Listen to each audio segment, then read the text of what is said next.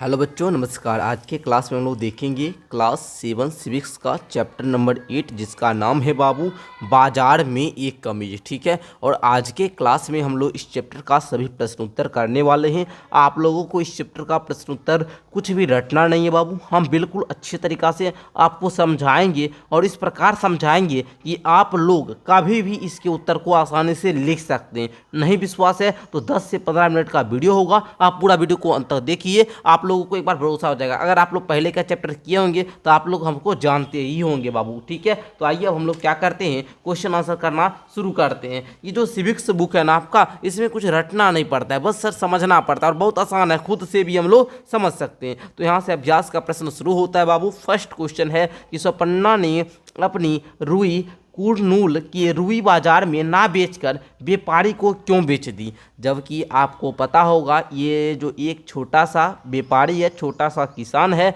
ये स्वप्ना, ठीक है, व्यापारी नहीं किसान है छोटा सा, और ये क्या करती है, रुई को उगाती है। ठीक है, तो रुई जो है ना ये कुरनूल के रुई बाजार में ना बेचती है। यहाँ पर इसको ज़्यादा दाम मिलता है, ज़्यादा कीमत में ले रहा था, फिर भी ये यहाँ नहीं बेचती है, व्यापारी को ही बेच देती है। क्यों बेचती है, इसके पीछे का रीजन आपको बताना है। इसी को हम लोग उत्तर के जरिए समझेंगे। तो पूरे अंत में आप लोग पूरे वीडियो के अंत तक बने रहेंगे। तो देखिए उत्तर में लिखना है कि स्वपन्ना ने अपनी रुई कुरनूल के रुई बाजार में ना बेचकर व्यापारी को बेच दी क्योंकि उसने व्यापारी से खेती के लिए कर्ज लिया था।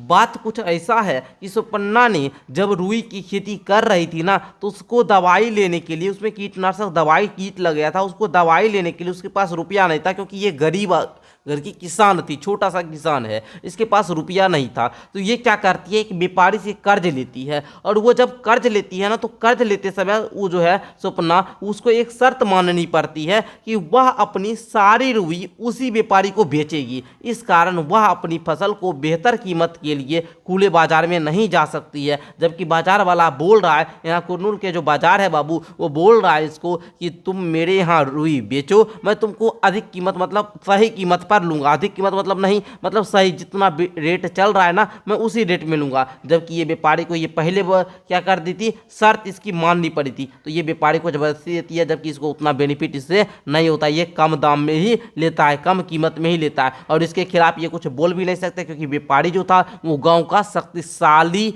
व्यक्ति था। समझे, व्यापारी के पास तो बहुत सारा पैसा रुपया रहता है, तो इससे वो डर भी रही थी, इसलिए इसके सामने कुछ ज़्यादा बहस लगाना सही नहीं समझी थी। समझ गए ना बाबू। क्यों, तो आप लोग लिख देंगे उत्तर में सीधा सा कि ये जो है ना सर, ये व्यापारी से क्या कर दी थी, कर्ज ली थी, और कर्ज लेते समय उसको शर्त मानना पड़ा था कि तुम हमारे यहाँ ही रुई को बेचोगी, इसलिए हम तुमको कर्ज देंगे, तभी इसको, इसलिए वो व्यापारी को ही रुई को बेचती है। राइट, समझ गए ना, क्लियर। आगे बढ़ो। इस प्रकार आप लोग उत्तर भी लिख सकते हैं, स्क्रीनशॉट जो बच्चा लेना चाहता है ले सकता है। आइए सेकेंड है बाबू, वस्त्र निर्यातक कारखाने में काम करने वाले मजदूरों के काम की हालत, उन्हें दी जाने वाली मजदूरी का वर्णन कीजिए। जो वस्त्र निर्यातक होते हैं ना, उसके कारखाना में जो काम करने वाला जो मजदूर होता है बाबू, उसका काम का जो हालत होता है, उसको जो मजदूरी मिलता है, वो इसका वर्णन करना आपको। क्या आप सोचते हैं मजदूरी के साथ न्याय होता है? तो हम तो बिल्कुल नहीं सोचते हैं। आप लोग को क्या सोचते हैं अभी उत्तर बताएंगे, उसके बाद बताइएगा। चलिए लिखिएगा, वस्त्र निर्यातक कारखाने में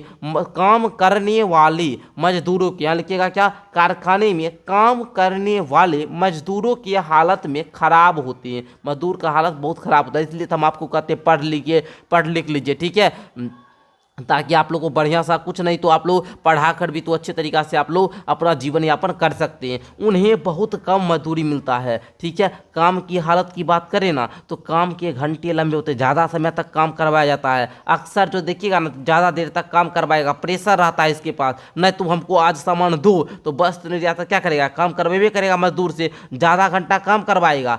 काम अस्थायी भी नहीं होता है, कभी काम मिला कभी नहीं मिला। मान लीजिए पर्व त्यौहार आया तो वहाँ पर वस्त्र का बेचने मतलब निर्यात करने का संख्या बढ़ जाएगा, वहाँ पर काम क्या होगा, वहाँ मिल जाएगा, है ना। व्यस्त मौसम में काम मिलता है, लेकिन काम अस्थायी होता है, कभी मिलता है तो कभी नहीं भी मिलता है। दबाव में काम करना पड़ता है। मान लीजिए किसी को आज ही मतलब बोलेगा कि तुमको ये काम इतना दिन में करना है, तो इस प्रकार मजदूर को करना ही पड़ता है। तो दबाव में कम करना पड़ता है, ज़्यादा देर काम करवाएगा, मजदूरी भी कम में देगा। मजदूरी क्या होता है बाबू, कम होता है, जो उनकी बुनियादी ज़रूरत को पूरा करने के लिए भी पर्याप्त। बुनियादी ज़रूरत मतलब क्या, रोटी रोटी मकान कपड़ा, रोटी मकान कपड़ा, बस इतना ही पूरा कर पाएगा और इतना भी पूरा करने के लिए पर्याप्त नहीं होता है। उसके साथ न्याय होना चाहिए, मजदूरों के साथ न्याय नहीं होता है क्योंकि उनके काम के अनुसार सही वेतन नहीं मिलता है। ठीक है बाबू, उसके साथ अन्याय ही होता है, सही न्याय नहीं होता है। राइट लिख लोगे। सेकंड थर्ड क्वेश्चन को देखिए। आइए सेकंड आप लोग समझ गए हैं। ऐसा किसी चीज़ के बारे में सोचिए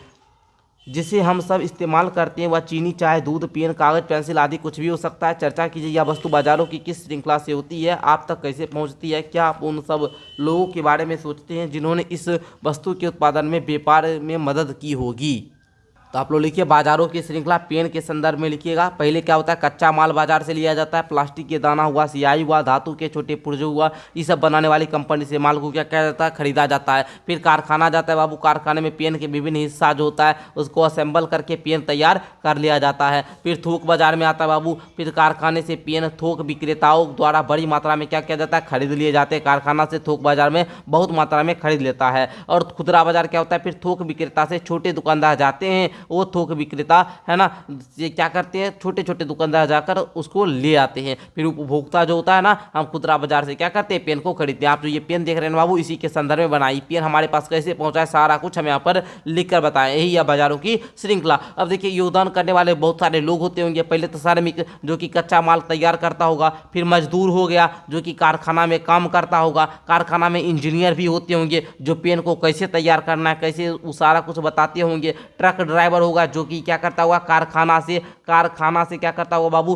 थोक बाजार लाता होगा सामान को, है ना, पेन को। ये ट्रक ड्राइवर का भी योगदान हुआ। व्यापारी का योगदान हुआ क्योंकि खुदरा बाजार जो भी व्यापारी या थोक विक्रेता, वो व्यापारी खरीदे तभी तो हमारे पास आया। विज्ञापन को चलाया होगा तभी तो इस पेन के बारे में हम कैसे पहुंच जाने, तो इस पेन का विज्ञापन चला तो हम विज्ञापन को देखे, तब वहाँ के विज्ञापन में जो लोग लगा है ना बाबू, तब हम उस सब के बारे में, उस सब का भी योगदान है। ठीक है, विज्ञापन के बारे में जाने तभी तो इस पेन को खरीदे ना, तो विज्ञापन में जो लोग लगा उसका भी योगदान है। ओके, तो इस प्रकार आप लोग लिख लेंगे क्वेश्चन नंबर 3 के उत्तर को भी। प्रश्न संख्या 4 को देखिएगा। प्रश्न संख्या 4 है बाबू, यहाँ दिए गए 9 कथनों में सही क्रम में कीजिए, फिर नीचे बनी कपास की डोरियों की में चित्रों के सही कथन के अंक भर दीजिए। पहले 2 चित्रों में आपने पहले ही अंक भर दिए गए। ठीक है, आप लोग यहाँ पर 9 कथन को देख रहे हैं बाबू। 9 कथन में कौन सा कथन पहले हुआ उसको बताना। जैसे 1 और 3 को पहले, 1 के बाद तीसरा प्रोसेस होगा, ये दिया गया है। जैसे देखिए स्वप्ना क्या करते हैं, व्यापारी को रुई बेचती है, तो व्यापारी क्या करेगा भाई, व्यापारी जिनिंग मिल को रुई बेचता है, तो ये पहला हुआ। तीसरा, अब जिनिंग मिल को दिया तो जिनिंग मिल क्या करेगा, तो जिनिंग मिल देखिए कहाँ पर है जी, यहाँ पर।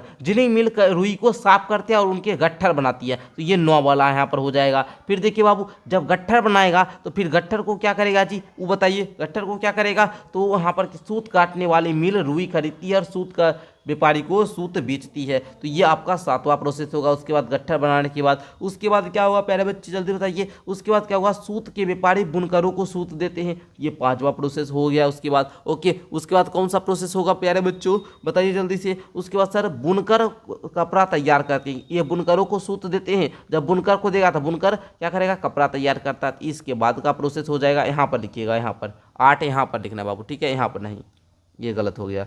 ओके चलिए, उसके बाद क्या होगा बाबू, उसके बाद गारमेंट निर्यातक कमीज बनाने के लिए व्यापारी को कपड़ा खरीदती है, चौथा। फिर यहाँ पर लिखिएगा, फिर आप लोग बोलिए क्या हो जाएगा बाबू, यहाँ पर बताइए क्या हो जाएगा। वस्त्र निर्यातक जो होंगे, वस्त्र निर्यातक ये संयुक्त राज्य अमेरिका के व्यवसाय के कमीजें खरीदता है, तो यहाँ पर आपका 6 हो जाएगा। फिर लास्ट में कौन सा बच गया, 2 वाला, तो यहाँ पर आप लोग 2 लिख लीजिएगा। तो इस प्रकार आप लोग चरण को सारा कुछ पढ़कर लिख लीजिएगा कि सही क्रम में। ठीक है, पहला चरण, तीसरा, 9वां, 7वां, 5वां, 8वां चरण, फिर 6, फिर 2, इस प्रकार आप लोगों को अंक भर लेना है। ठीक है, आई होप कि आप लोग को समझ में आ गया होगा। इस प्रकार आज के क्लास में हम लोगों ने क्लास 7 सिविक्स का जो चैप्टर नंबर 8 था, लास्ट चैप्टर, इसका भी प्रश्न उत्तर को कंप्लीट कर लिया। प्यारे बच्चों, आप लोग को एक जानकारी दे दी, क्योंकि अब आप लोग क्लास 8 में आ चुके हैं, तो क्लास 8 में हम लोगों का न्यू बैच आ चुका है। 599 रुपया में आप लोग को पूरे 1 साल सारा विषय पढ़ाया जाएगा। पढ़ने के लिए 62 069 57 681 पर अभी कॉल कीजिए, और व्हाट्सएप पर मैसेज करके भी जानकारी ले सकते हैं, या फिर कॉल करके भी आप लोग जानकारी